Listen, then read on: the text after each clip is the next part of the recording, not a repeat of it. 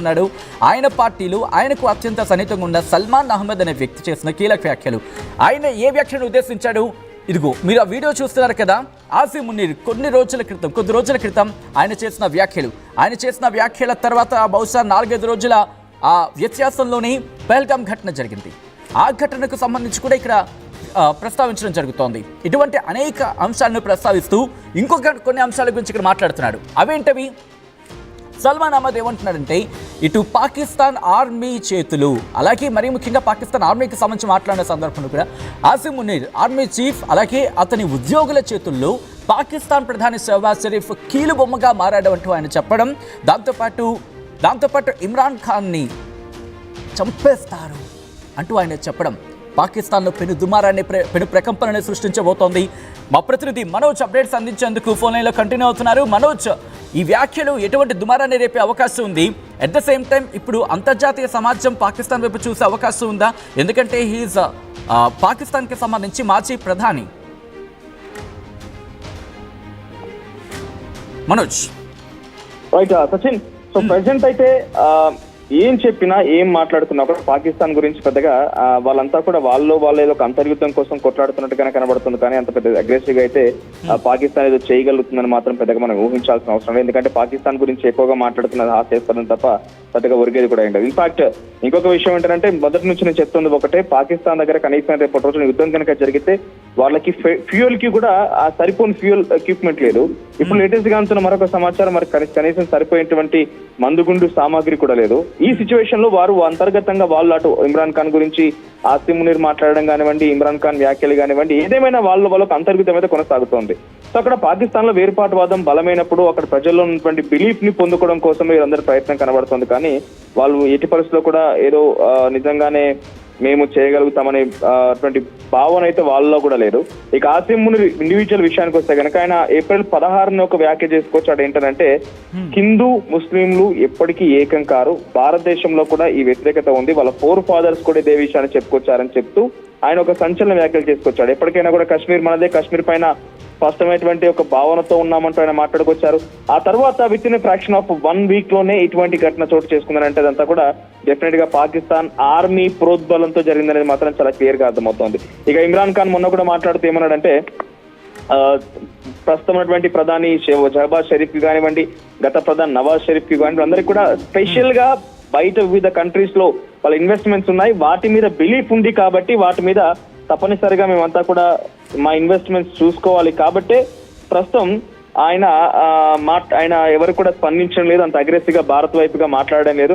కానీ భారత్ ని ఎదుర్కోగల సత్తా ఉందని అంటే నేను దానికి అన్ని రకాలుగా సంసిద్ధం చేసుకొని పెట్టుకున్నాను, నాకు చాలా దేశభక్తి ఉంది.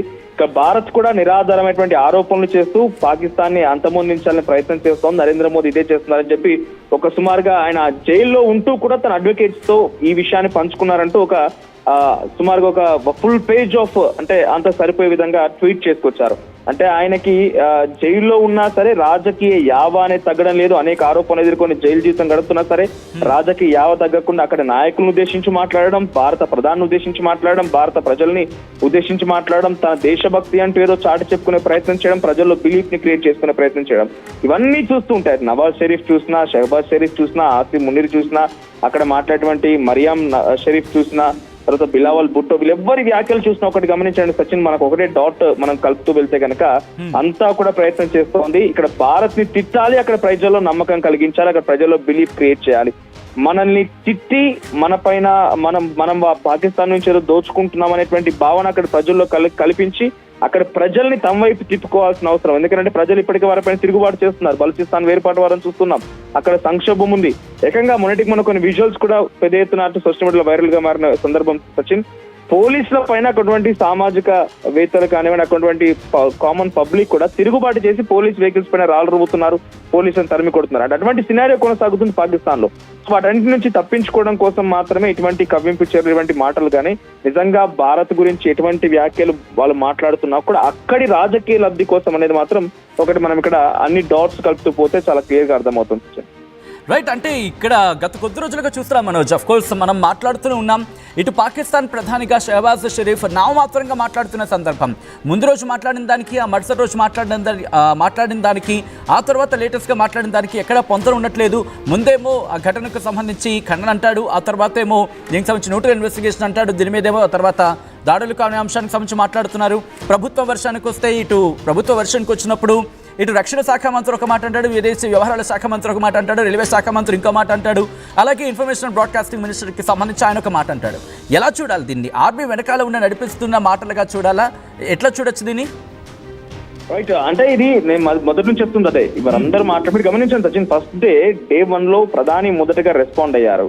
ఆయన ఏమన్నారంటే సింధు జలాల ఒప్పందం అనేది చాలా దుశ్చర్య, భారత్ మా పైన కావాలని ఈ యొక్క దుర్మార్గానికి పాల్పడుతుందంటూ అక్కడి వాళ్ళ మాటగా మాట్లాడుకొస్తూ ఇక్కడ 24 కోట్ల మంది జనాభా ఆధారపడి ఉన్నారు, సో మేమంతా కూడా అల్లాడిపోయే అవకాశం ఉంది అని కొంత ప్లీజింగ్ మేనర్, లేకపోతే ఆయన మాట్లాడే వే ఆఫ్ టోన్ లో కూడా కొంత బాధపడుతున్నట్టుగానే మాట్లాడుకొచ్చారు. కానీ అక్కడ ప్రజల్లో మళ్ళీ బిలీఫ్ క్రియేట్ చేయాలి. నిజంగా అది చేస్తే గనక మేము దాడి చేస్తామన్నటువంటి ఒక ధైర్యాన్ని కూడా ప్రజలు నింపాలి. కాబట్టి we are ready with the defence and the force అని చెప్పి చెప్పుకొచ్చారు. ఆ తర్వాత గతంలో హఫీజ్ సయద్ అని చెప్పి ఒక దుర్మార్గుడు పాకిస్తాన్ కుక్క ఏం మాట్లాడుకొచ్చాడంటే, లష్కర్ తోయిబాకి సంబంధించి మేము సింధు జలాల నదులకు సంబంధించి నీళ్ళని కనుక ఆపితే అక్కడ భారతీయుల రక్తాన్ని పారిస్తామని చెప్తున్నాడు. అంటే అక్కడ ప్రజల్లో నుంచి కూడా ఈ యొక్క లష్కర్ తోయిబా లాంటి సంస్థలకు కానివ్వండి, ఇంకెవరికైనా పాకిస్తాన్ ఆర్మీకైనా కానివ్వండి చాలా తీవ్రమైన వ్యతిరేకత ఉంది. ప్రజల్లో అంతా యాక్సెప్టెన్స్ లేదు.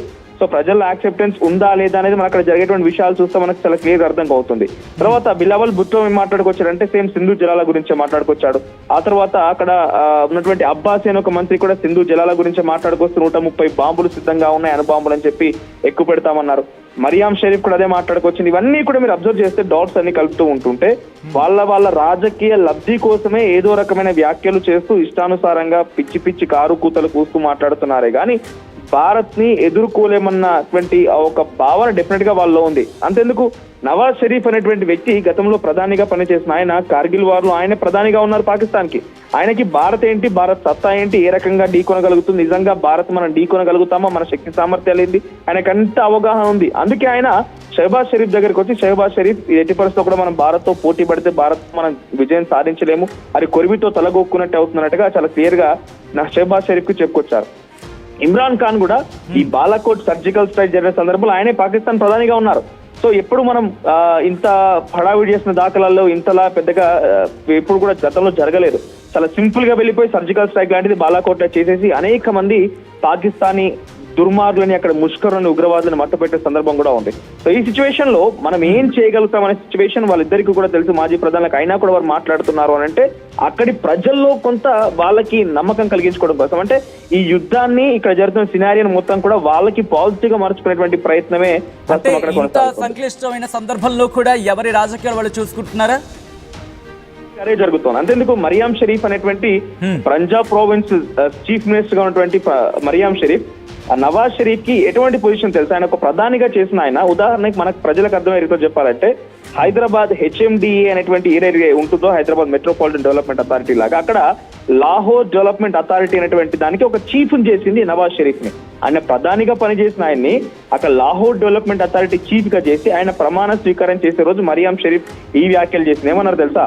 పాకిస్తాన్ ని న్యూక్లియర్ పవర్ గా మార్చింది మా నాన్నే అని చెప్తున్నారు. అంటే అక్కడ వాళ్ళ పొగడుతలు, వాళ్ళకు సంబంధించి గొప్పలు చెప్పుకోవడం కోసమే ఇటువంటి యుద్ధాన్ని కూడా వాడుకుంటున్నారన్న రకం కనబడుతోంది. ఇప్పుడు ఈ సందర్భంలో అక్కడ ఎటువంటి ఎక్విప్మెంట్ ఉంది, దాన్ని తయారు చేసింది ఎవరనేది ముఖ్యం కాదు. పాకిస్తాన్ ఒక రకంగా నిజంగా భారత్ తో పోటీ పడాలంటే వాళ్ళు ఏమంటున్నారు, ఒకవైపు ఇంటర్నేషనల్ ఇంటెలిజెన్స్ తో మేము సిద్ధంగా ఉన్నాం విచారణకు అని చెప్తూనే, ఇంకోవైపుగా మేము న్యూక్లియర్ బాంబులు ఉన్నాయి మా దగ్గర, ఆ న్యూక్లియర్ బాంబులు తయారు చేసింది మా నాన్న వాళ్ళ నాన్న ఇంకొకటి చేశాడని చెప్పి వాళ్ళు గొప్పలు చెప్పుకుంటున్నారంటే కంప్లీట్ గా అక్కడ పబ్లిక్ లో బిలీఫ్ క్రియేట్ చేయడం కోసం, వాళ్ళ రాజకీయ లబ్ధి కోసం మేమేదో ఇక్కడ సృష్టించామటువంటి గొప్పలు చెప్పుకోవడం కోసమే కానీ ఎట్టి పరిస్థితుల్లో కూడా అంతా కూడా నిజంగానే ఇన్ కేసు ఇక్కడ విషయం ఫైనల్ కూడా చెప్పాలనుకున్నా సచిన్, మన ఆర్మీ ఎప్పుడు కూడా మనం డైరెక్ట్ గా ప్రత్యక్ష రంగంలోకి వచ్చి భారత ప్రజలు మొత్తం మాతో పాటుగా యుద్ధం చేయాలని ఎప్పుడు చెప్పకూడదు, జరగదు కూడా, మన కల్లో కూడా ఊహించలేము. కానీ అక్కడ ఆర్మీ ఏమంటుంది తెలుసా, అక్కడ ప్రజాప్రతినిధులు ఏమంటున్నారు తెలుసా?